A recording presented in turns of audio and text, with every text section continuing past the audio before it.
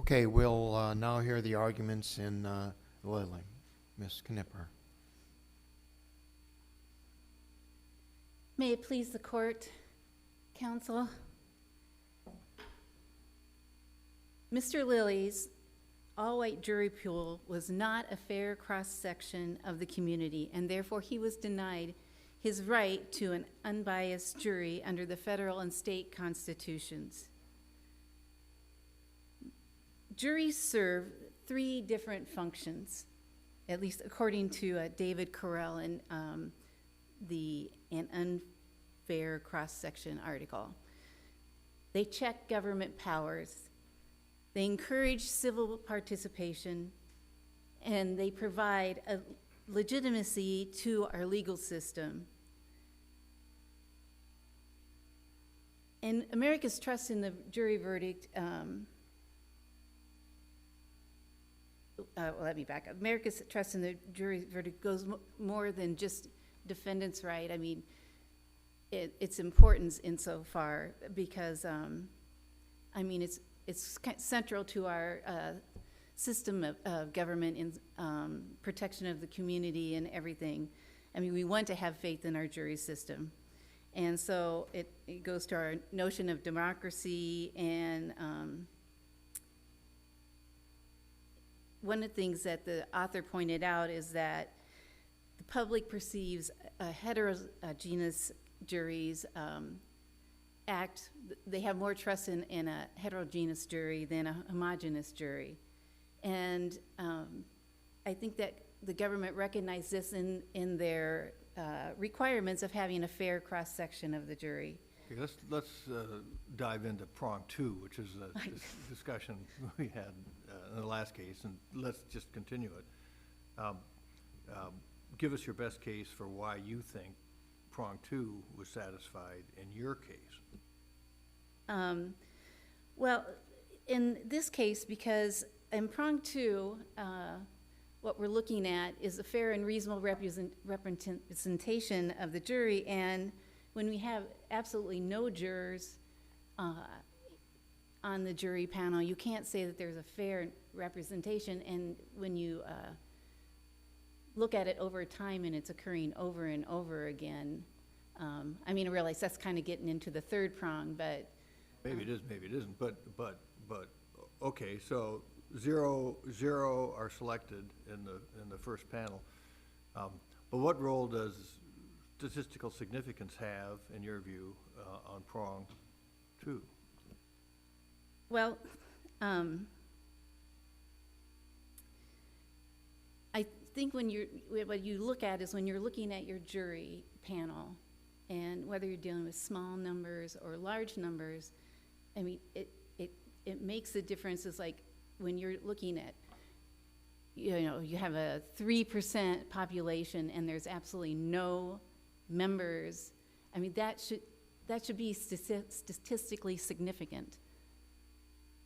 There's a total absence. So your view is that if in a panel 0 African Americans are selected in a community that should have 3, 4, 5%, that automatically gets you into prong three? I do. I do believe that.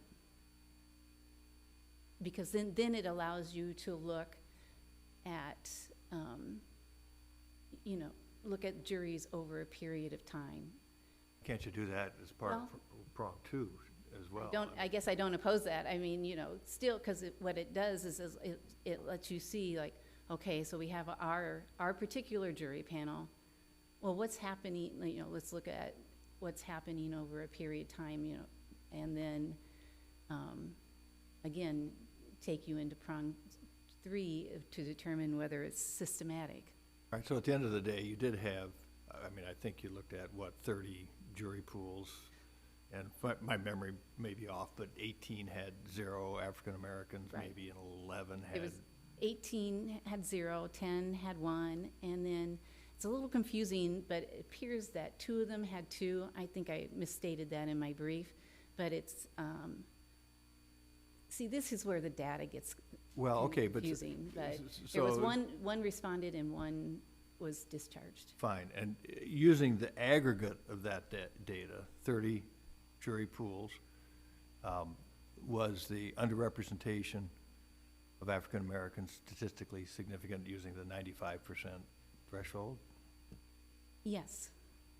The thing with statistics is, you always have to look at, you can run lots of different data and look, you can look at the one jury pool, you can look at all jury pools, and you just have to then bring in your interpretation of each one. And really, what needs to be done, I think, in many of these cases is that when we're, especially when we're dealing with the kind of numbers we are, is you bring in an expert to testify to what the significance of these numbers mean. Because each computation, such as absolute disparity, comparative disparity, they all measure something different. Well, I will tell you, absolute disparity strikes me as having a lot of problems. We dispatched it in part in plain, and I'm not sure, there's some suggestions that 3% absolute disparity makes more sense than the 10%. I'm not so sure of that. But what I am interested in is, the statistical significant approach has at least a patina of objectivity to it. It certainly provides some kind of method of disciplining what would otherwise be kind of a wild case-by-case approach. And I don't think, it's not very attractive to me to say that judges are going to make a gut judgment as to whether it was, a fair cross-section or not. I don't think anybody's really advocating that. But surely, at a minimum, the statistical significance of a disparity it strikes me as a pretty good guideline or standard to get you focused on the real problem. I agree, and I think then it's just determining what is it to be statistically significant, and that's. Let me, and in that regard, let me follow up on a couple of things Justice Waterman asked in the previous case. First of all, we have the same situation in North Lee County I think that we had in Fort Dodge and in Webster County. That is, there is a state prison there. Would you exclude the population of that state prison from the calculation? Yes. Secondly, if you could get reasonably accurate data, and I recognize that that's an if, would you exclude the population of people that are under 18 and cannot serve as jurors? Depends on how you do it. So in the state's calculation, there are just assumptions that there's a certain percentage percentage of minorities that are under 18 compared to Caucasians. But there's an assumption there that, that applies across the board, all across the state. I don't know if that's a national figure. So we don't necessarily know that it applies uniformly. And the other problem is, there's no calculation in does it take into effect the high infant mortality rate of African Americans compared to Caucasians, and you have to justify that calculation and make sure that it takes into consideration other aspects. So yes, you exclude under 18, but you have to justify your formula. And then also in statistics, it's not unusual to sort of have a general estimate and use a base like census figure and go from there. But again, you're going to have to redo the formula. In this particular case, I want to point out also that the state includes one minority in its calculations. Veneer is defined as, the jury pool, and that is who is summoned and actually reports it for the jury pool. And there were no minorities in the that reported for the jury pool. And in fact, this person of mixed race that completed the summons and sent it in, she didn't report. So she should not be included in that calculation. So we still stand by the fact that there were absolutely zero minorities or African Americans in our jury pool.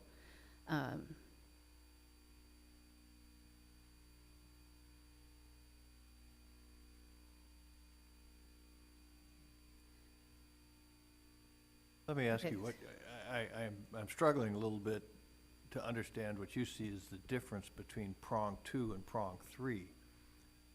And maybe they should be collapsed, I mean, I don't know, but it seems to me you've kind of collapsed them. Help me out. I guess I don't,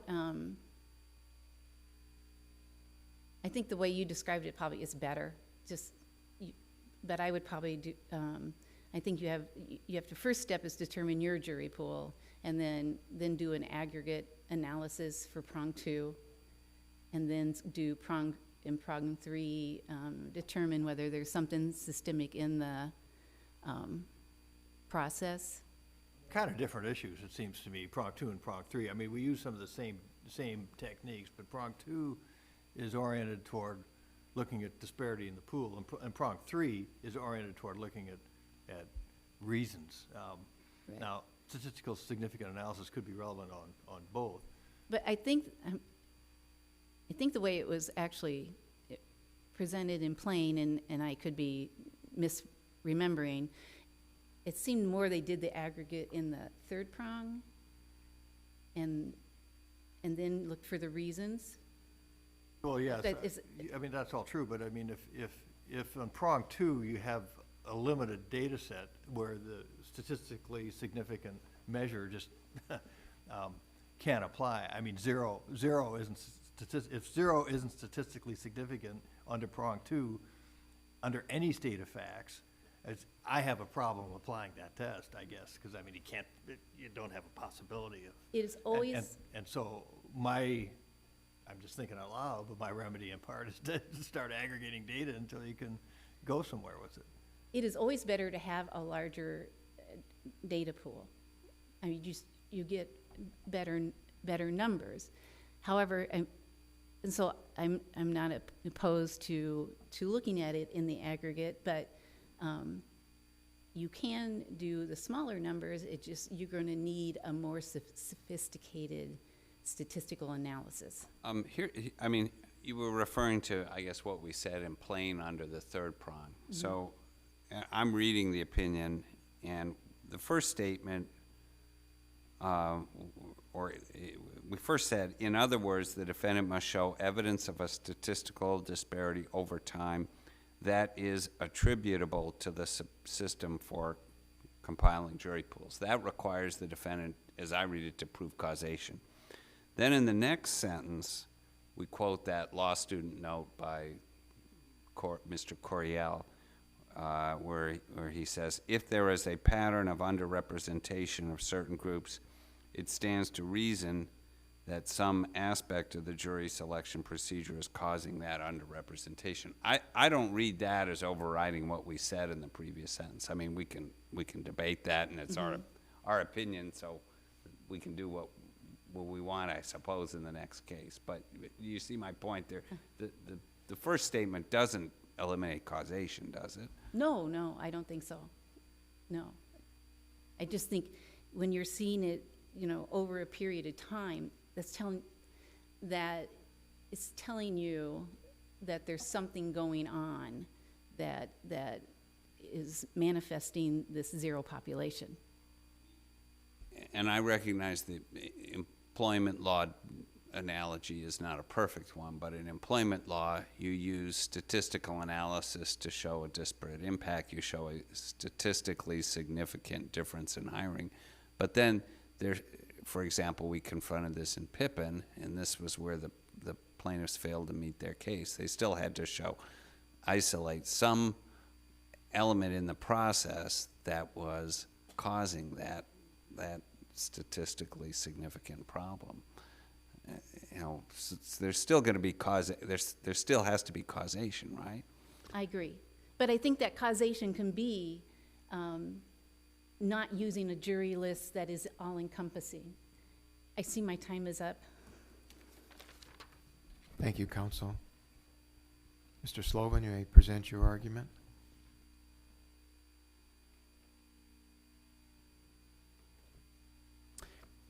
Thank you, Your Honor, and may it please the court, counsel. Still a privilege to be here. So I want to talk about the data in this case first. We actually don't know sample size. We don't have a record of how many people actually arrived for jury service if you want to adopt this approach. The state's brief, for the sake of argument, assumes that it is the equivalent to the best, the showing of the most people who showed up any time in the reported period, which is 115. We don't know that's how many people there were.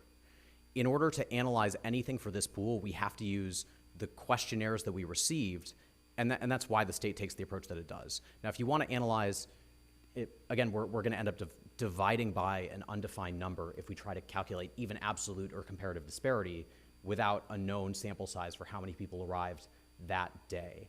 The calculations that you can do here show that there's no unfair or unreasonable underrepresentation, even if there had been 0 distinctive group members in any sample under 100 people, you wouldn't really show a significant level of underrepresentation. But this gets back to the question we had before. Why can't you aggregate data then? Because if you're not going to allow the defendant to aggregate data, then you're going to have to rely on some test that really isn't statistically or scientifically valid, and that doesn't strike me as making any sense. Well, I've got 2 responses to that. The first is we have to acknowledge there's a level where the population is small enough that there is no meaningful fair cross-section right to representation of that population on any particular jury panel. Mr. Thongvan is, his case from 1993, he alleged total absence of all Asian people from his jury panel. The Asian population in that county was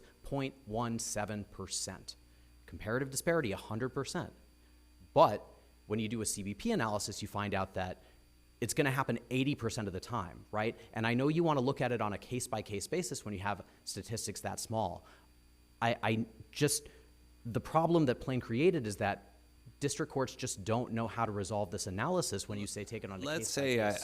say, we're talking about in North Lee County in the vicinity of 3%. Let's say we as a court decide it's not acceptable to just say we're not going to recognize a claim just because the minority group in that county or portion of that county is 3%. Then don't we have to look at aggregate data, right? So the problem is that it allows a claim to be made even if the current jury pool is perfectly representative or overrepresentative, even if the current jury pool is entirely composed of members of that particular distinctive group. You can aggregate data back far enough where you find a significant level of underrepresentation on behalf of all previous defendants who have had jury pools that have underrepresentative levels. The prosecutor is there. The prosecutor can object and say, I don't think this is a fair aggregation. To simply say you can't aggregate at all strikes me as you're just making it impossible for the defendant to get to first base. Well, it's not. Second base is the second prong.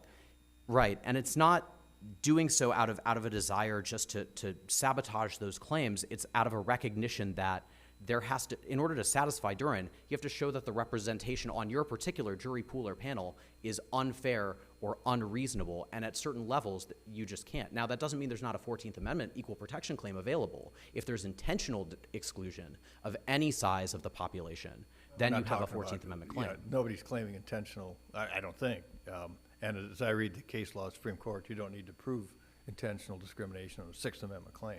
That's correct, but I just want to emphasize that these groups, these smaller groups in the population, not without protection from exclusion from jury service. Anything that intentionally targets them will trigger constitutional protections. But when we're talking about random sampling. Let me, at 3, 4, 5%, it might be kind of challenging to suggest that we should just say, well, we're gonna forget about 3 or 4 or 5% because it's so small.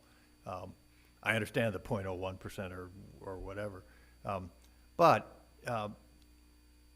we're kind of repeating ourselves again, but on prong two, if the universe is so small that even 0 is not statistically significant, it seems to me that measure is going to be inadequate. And either, at that point, we have two choices. One is to aggregate data and until we get to some kind of meaningful level.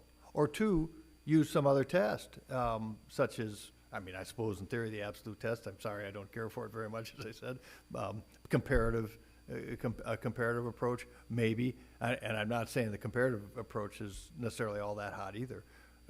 But we're not going to require plaintiffs in these cases, defendants, I guess, to meet a statistical requirement that they cannot possibly meet because of the small cell size.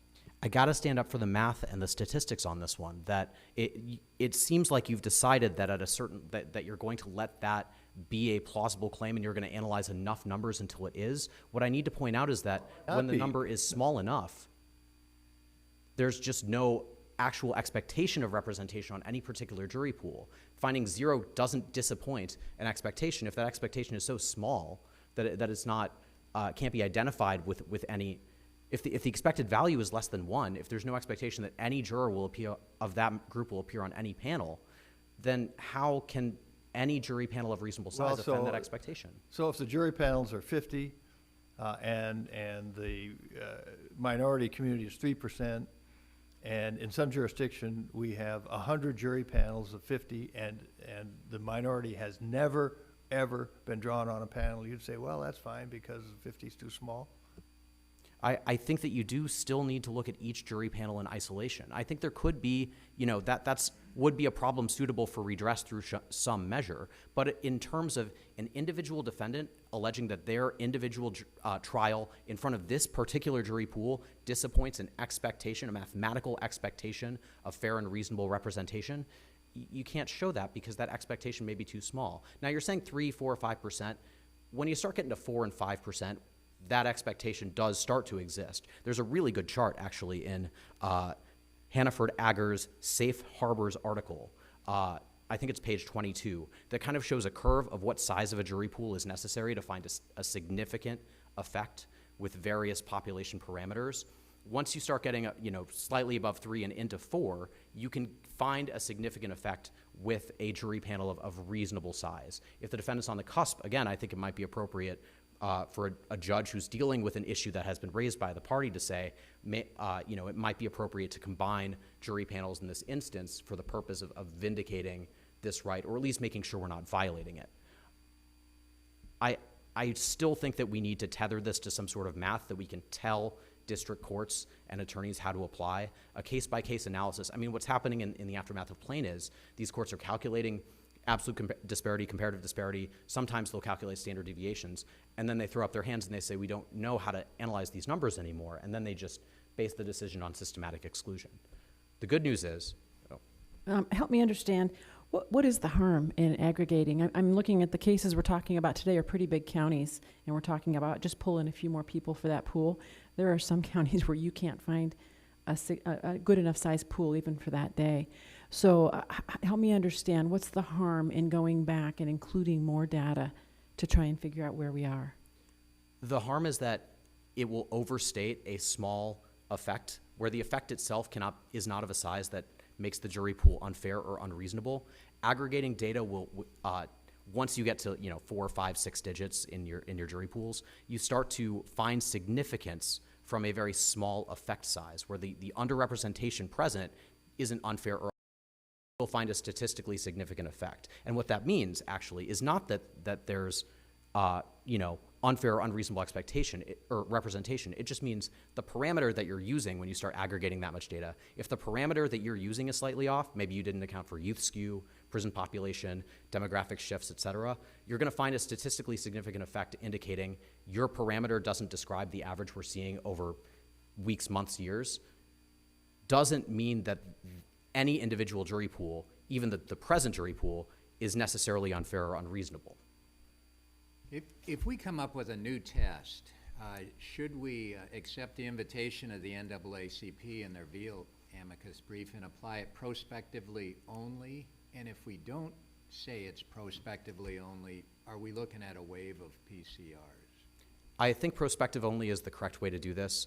The wave of PCRs you describe would be particularly difficult because the data necessary to resolve them often won't exist, or it may exist in forms that are just not detailed enough to resolve. Certainly, it's hard to fault county jury managers for failure to comply with rules and standards that did not yet exist at the time, and especially when I think, it's difficult for me to hear the allegation that the jury and the trial becomes inherently unfair because of its racial composition. I think that we, even in, your counties that are 3, 4, 5, 10%, through random sampling, you're going to produce homogenous juries a certain percentage of the time, not through anything pernicious. It just happens randomly. And we can't say that a defendant receives a trial that's necessarily unfair just because of the racial characteristics of a jury that is fairly and randomly drawn. If there is a potential for any implicit or latent bias, our attorneys and our trial court judges should be ferreting that out, discussing it with the jury. That activates kind of the higher level processes and judgments and evaluations that can mitigate that implicit bias. And we can conduct fair trials regardless of who's on the jury and who the defendant is. Sometimes we fall short of that, but on the whole, we're capable of doing it. This idea that Mr. Lilly's trial was inherently unfair because the random selection process used selected a particular group of people randomly, I don't buy it, and I don't think that invalidates his trial. He may well have gotten a fair trial, but there are various rights. One of them is to a fair trial. Another one is to a trial before an impartial jury, which has been interpreted to mean a jury drawn from a fair cross-section of the community. That's a separate right, and so that's what we're talking about here, right? And I want to, nothing I just said should stop this court from, if it finds a meritorious Duren challenge. I don't think there is one. But if there is a meritorious Duren challenge, vindicate that right. I'm just saying that the failure to draw a particular racial group doesn't make the trial substantively unfair apart from that Duren cross-section right. I just want to clarify that because it troubles me to read that in plain and in the Lilly brief that the trial becomes inherently unfair because it's tried by a certain randomly drawn section of the community. I just need to push back on that because I think our trials can be fair regardless of who we draw. Could you address the burden of proof? Should it remain on the defendant to prove a constitutional violation, or should some aspect of burden of production shift to the state? I agree with you on the whole that the burden of proof in proving a constitutional violation is on the party alleging it, and that is the defendant. Now, once you make a statistical showing and provide the data, then naturally, and I don't know if you would actually say the burden of proof shifts, but the natural inclination is to look at the state and say, well, what happened here? And once the state comes forward and provides race neutral, in fact, race blind selection procedures, then I think that the burden, if it ever left the defendant, falls back to the defendant to say, well, how, give me some causation theory, show me something about this race blind selection process that some inherent feature to it that produced systematic exclusion. I don't think it's proper, once we have that showing, right? Because in all the cases where the court has found the statistics alone are enough, like Duren, we have clear systematic exclusion inherent to actual rules that draw that distinction, or we have the opportunity for systematic exclusion based on that. That's Avery versus Georgia with the slips for each juror where the minority jurors have different color slips. So is it your view that use of voter registration lists and driver's license lists, period, is race neutral and therefore never gives rise to a Duren challenge? I haven't seen anything to convince me that it's not. What I'd say for sure is that it's race blind, that we don't. So no Duren challenge. I don't think you can show systematic exclusion on these facts. I think that's one of the motivating factors for choosing the system as we're trying to. Jury, if throughout the state they're using voter registration and DOT database merged in some way, that's what the state ought to show, and that's the end of the matter? well, then it would fall to the defendant to show how that might be, there might be systematic exclusion that's inherent to that. And I know the critique So is. your point is the defendant would then have to come in and show something else, some other practice, that some way in which that leads to systematic exclusion. Because Right. on its face, it seems race blind. Is And that your point? I would say in more than in practice, something that's inherent about it that means it always will. Not, and that it's not dependent on choices that individual potential jurors make in their individual lives about how to respond when they receive a summons or a questionnaire. I'm running out of time. I want to make one final point, if that's okay. Thank you. So when I know that the critique is this insulates the state from any Duren challenge anytime, I think that when the state's measures are chosen and crafted in a way that precludes the possibility of systematic exclusion, that we just don't let jury managers know the race of anybody who could receive the questionnaire before they go out, and we use these source lists that are neutral as to race. We've designed the system to do this. The legislature and the judiciary together in collaboration have done this. That the idea that nobody can prove systematic exclusion, I think, is a deliberate feature of that system. And to say this is the wrong standard because nobody can prove that anything unconstitutional happened, I think that overlooks the point that there's nothing unconstitutional happening. And that's the reason why nobody can prove a violation, is because we're not violating people's Sixth Amendment rights to a fair cross-section. Thank you. Mr. Sloven, thank you. Ms. Knipfer, you may present your rebuttal.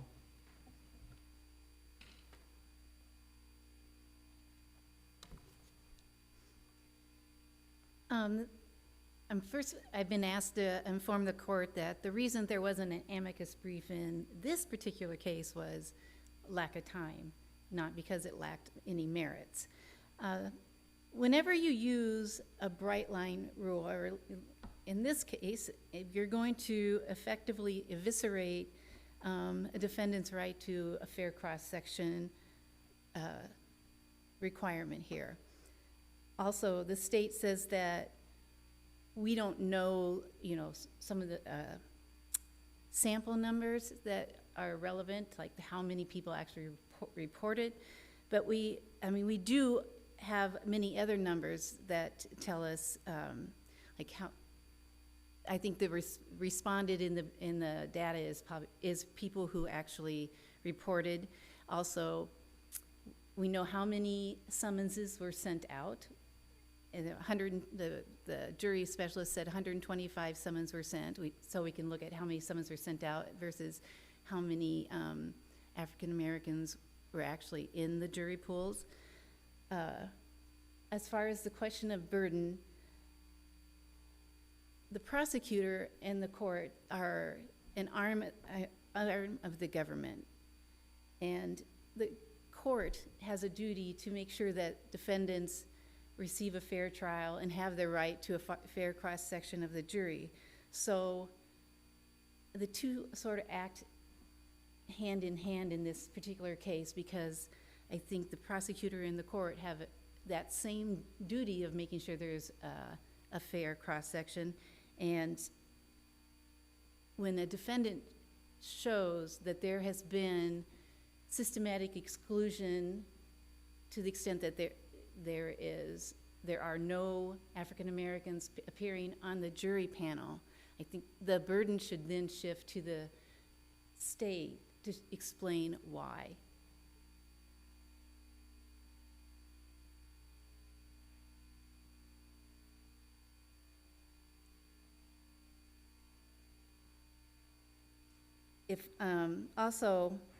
If we hold the defense to these very small percentages of proof requirement, then most of the state is going to be unable to even raise this fair cross-section of the jury challenge.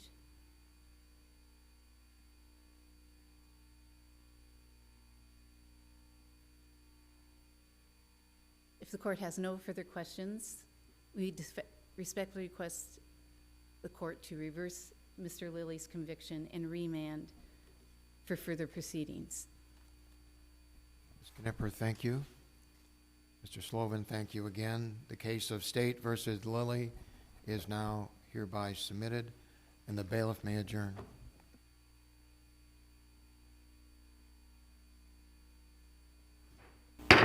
Hear ye, hear ye. The Honorable Supreme Court of the State of Iowa is now adjourned.